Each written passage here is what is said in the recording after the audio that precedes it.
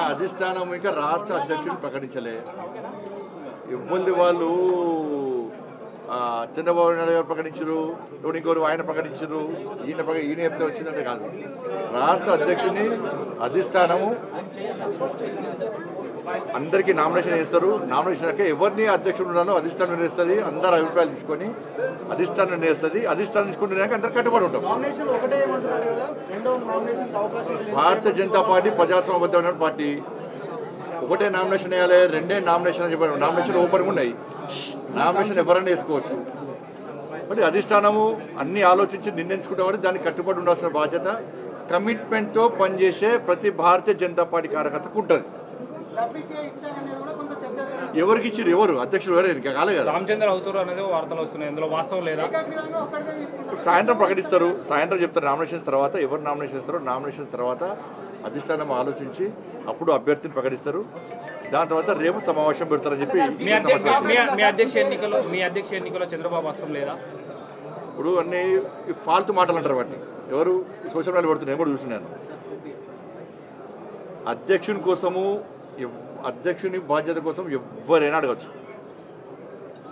అడగడంలో ఎలాంటి తప్పు లేదు. వాళ్ళకు రావాలని కోరుకోవడంలో కూడా ఎలాంటి తప్పు లేదు. దాన్ని ఎవ్వరు తప్పు పట్టరు. ఎవరి వాళ్ళకి ఆలోచన రావాలని కోరుకోవడం తప్పేం లేదు. కానీ చివరికి ఏమవుతుంది? చివరకు అధిష్టానం నిర్ణయించిన వ్యక్తికి, అధిష్టానం ఆలోచించిన వ్యక్తికి, ఎందుకంటే అధిష్టానం అన్ని ఆలోచిస్తుంది దేని ద్వారా పార్టీకి లబ్ధి పొందుతుంది.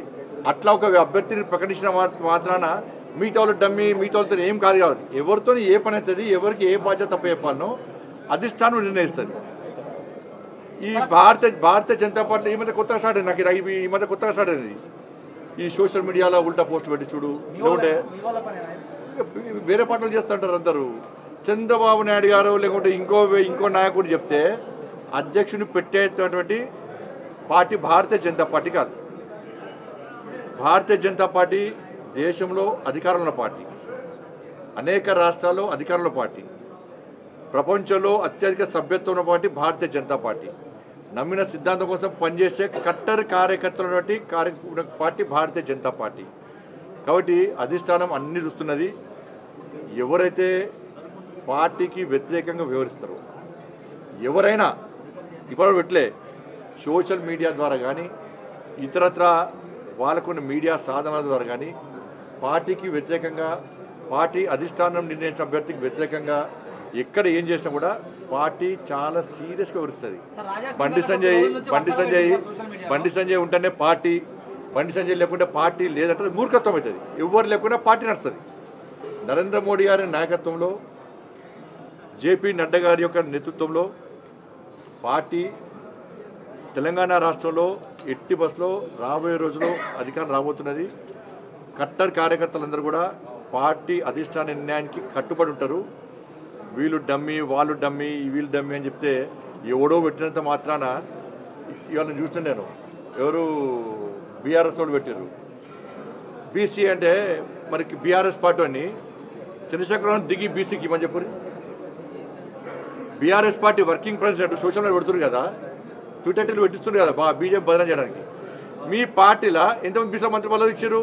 బీసీలు లేకుండా ఇచ్చారు. మీరు దళితులు ముఖ్యమంత్రి చేస్తాను మీ అయ్యా సిగ్గు లేకుండా ముక్కు నరుకుంటా, మూతి నరుకుంటా, తల నరుకుంటా, ఇది నరుకుంటా, కింద మీద నరుకుంటా అన్నాడు. ఏమైంది మరి? దళితులు ముఖ్యమంత్రి ఎందుకు చెప్పరాదు? మీ పార్టీ అధ్యక్షుడు బీసీ ఎందుకు ఇస్తలేరు? మీ అయ్యని చెప్పాను. మేము బాధ్యత అయిపోయినాం. భారతీయ జనతా పార్టీ అధికారంలోకి వస్తే బీసీ ముఖ్యమంత్రి చేస్తామన్నాం. మీ పార్టీని ప్రకటించమని మరి.